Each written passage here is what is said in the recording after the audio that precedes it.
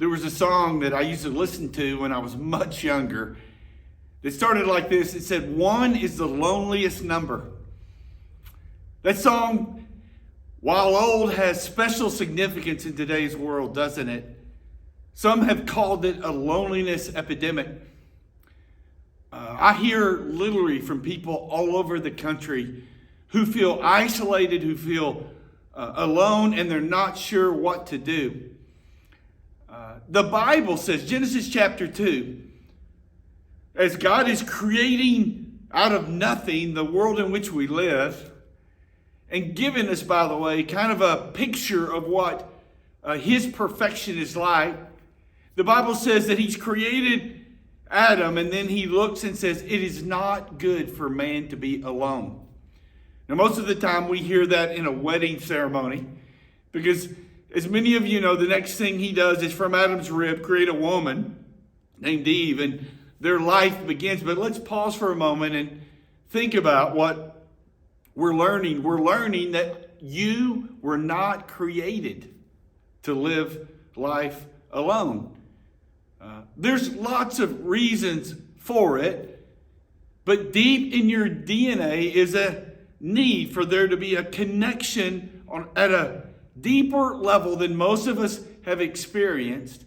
And loneliness, studies tell us, it leads to depression, it leads to anxiety, it causes physical health problems. Most of us, one article I read said that we tend to deal with loneliness by eating unhealthy foods, comfort foods, if you will. Maybe that's true. I just know that when I am isolated, I add fuel to the fire of that little voice that continually tells me I am less than who God says that I am. Is that true for you? Do you have a little voice, a little movie that plays in your head at night when you lay in bed? Those words that you hear, the movie that you see, most of the time for most of us isn't highlights, but it's lowlights. It's not building us up, but it's tearing us down. And we need people in our lives to break the cycle of loneliness. So the question is, how does that happen? How do we begin to build those relationships? Well, Psalm 63 says that everything you need, God has created for you.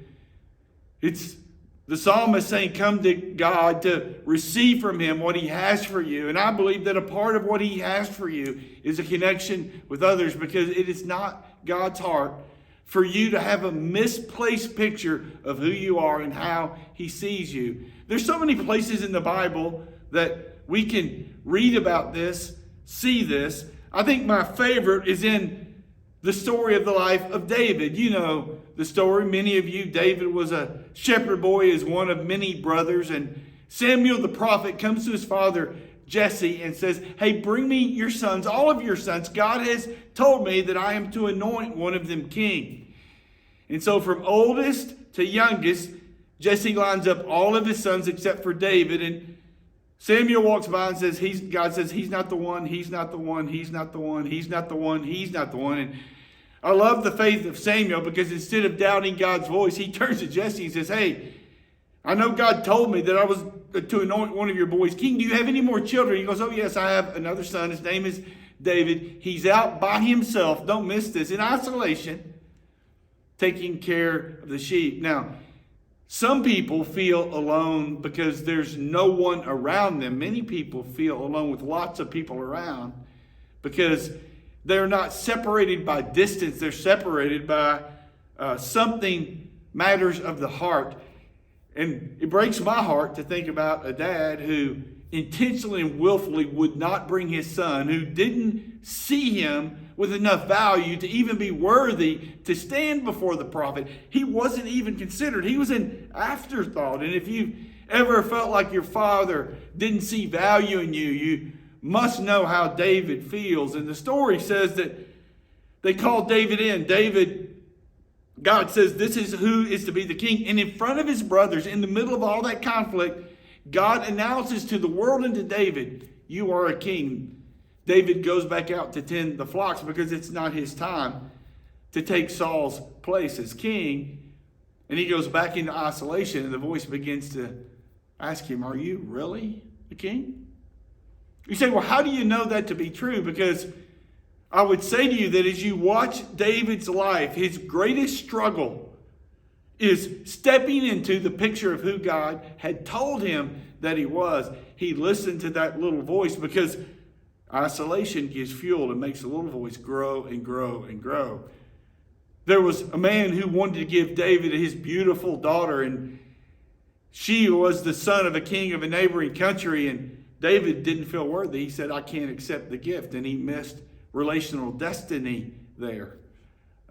When there was a public proclamation of David being king and they built this throne, David couldn't sit on it. He couldn't step into his destiny because he didn't even feel like a king. See, the little voice gives control to the feelings inside of you, and what you really need is someone else to speak life into who you really are. David never had that. In fact, probably the most famous story about David is the story of David and Bathsheba. David sees her bathing one evening because he's the king. He can have whatever he wants. He takes her as his wife. Her husband is out fighting the battle that he ought to be in. He calls the husband home when he finds out that Bathsheba has become pregnant, hoping that he would sleep with her, and everyone would assume that it was their baby. But this guy was so loyal, was so full of integrity, he wouldn't sleep with his wife while his brothers were out in battle. And so David devises a plan. He sends him back into battle, and at the last moment has all the other troops withdraw so that this man will be killed. It was murder. Calculated, capital murder. And now David marries Bathsheba, and you have to ask yourself the question, how could someone who is called a man after God's own heart, someone who God had seen such a compassion, integrity, and how could he move to the place where he would create such a violent, evil act? It's because David was not in accountability with anyone else. It wasn't until the stony finger of the prophet Eli was in his chest telling him, you've sinned against God, that David fell to his knees and recognized how he had wrecked his life. Listen to me, man. Isolation will wreck your life. Isolation, scientists tell us it leads to anxiety, depression, as I said a moment ago. Isolation, loneliness, takes you to a place where you truly begin to believe the little voice more than you believe the voice of the one who called you. And so God's antidote to that, according to the Bible, is for you to be connected with other individuals in a more than a surface way in your life. That you would thrive in relationships, not simply survive in isolation and loneliness.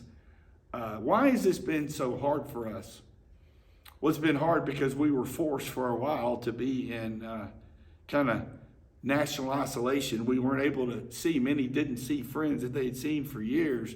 Many of us weren't able to be with family, and we kind of got in the habit of kind of doing for ourselves, and we're not really sure how to go out and connect again. The problem with those of you out there who say, I don't need anybody else, is that you're living against the way God created you to live. I call it the fish out of water syndrome. You can take a fish, a perfectly healthy fish, a good fish, a fish who loves God, a fish who is smart. You can take him out of the water and lay him on the bank, and what does he do? He begins to flop. He gasps for breath. Why? Because he was created to live in the water. Is it possible that some of you are flopping and gasping because there's no one else for you to share your life with? It's why Paul tells us to bear one another's burdens. See, for many of us, the problem isn't that our burdens are too big. The problem is our burdens are too big for us to bear alone. We're experiencing burdens that we were never created to carry all on our own, and we need someone else to carry them with us. We need a listening ear. We need someone to speak truth when the feelings of our life take the steering wheel and begin to drive us into unhealthy places.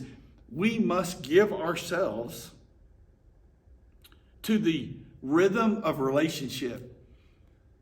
Now, some of you may be asking, how do I do that? That's a great question. How do I begin to build this rhythm of relationship in my life? Let me tell you a few ways I think that can help you. Number one, I think you reach out to someone who you haven't reached out to in a while, and you let them know how you are, not how you hope to be.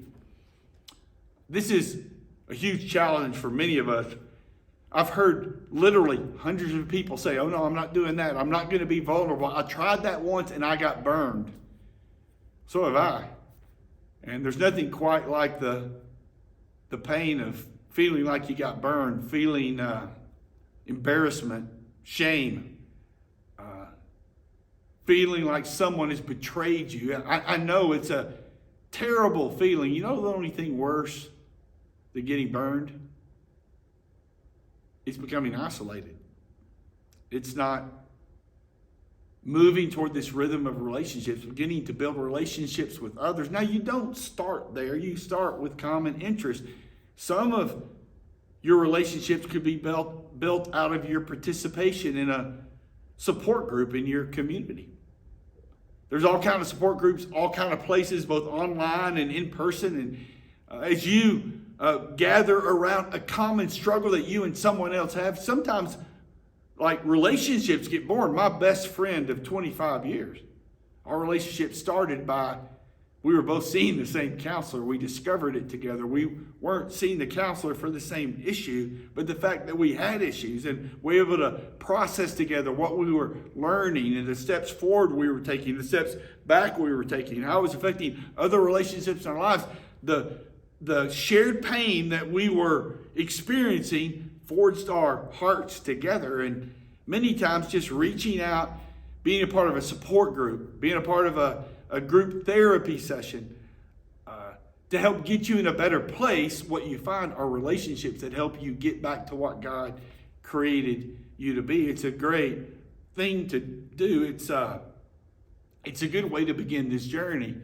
It's good for you to reach out to family members you haven't talked to in a while, to take that first step, to have a cup of coffee with a coworker, a neighbor, to begin to build a relationship. Look, focus on progress, not perfection.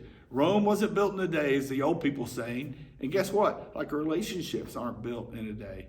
But it's worth giving your life to. And listen to me, go serve somebody. Go serve somebody. That's one of the greatest ways to begin to connect with people. Take cookies to the local senior living center. Go volunteer at a hospital, at a soup kitchen. Get involved in serving people, not simply because you'll feel better because you're serving, but there's where you can build strong relationships. I have a friend in another state who his mom was on her deathbed. She wasn't aware of what's happening around her, but a dutiful son, he went on a regular basis to visit her. And when she passed away, guess what? He still went back to that same nursing facility to see the woman who lived next door because he had built a relationship with her. And serving his mom, he had found someone to connect with and to. And then finally, I would say this. I would encourage you to cultivate an attitude of gratitude, whether it's a gratitude journal. We have those on our site. Whatever tool you choose to use, I think it's a great tool, the journal we have, but I just would want you to give yourself intentionally to developing an attitude of gratitude in your life. Why?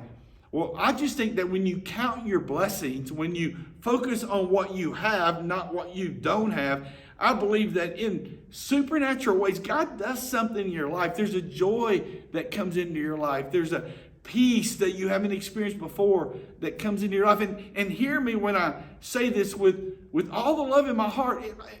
Like bitterness doesn't attract people. The kind of people that you want to do life with, you want speaking life over you. It's you cultivate joy in your life, peace in your life by cultivating gratitude. God's Spirit does something in you, and guess what happens? God attracts people to you who can speak life over you and not death. People who can see your future. You weren't created to do this life alone. You need someone to bear your burdens. You need someone to celebrate with. When good things happen to you, there's not a joyful moment in my life that I didn't experience with someone else. And the few moments that I've had really good things happen to me, the first thing I want to do is share it with somebody I care about. Why? Because I was not created to live alone, and neither were you. Let's do this together.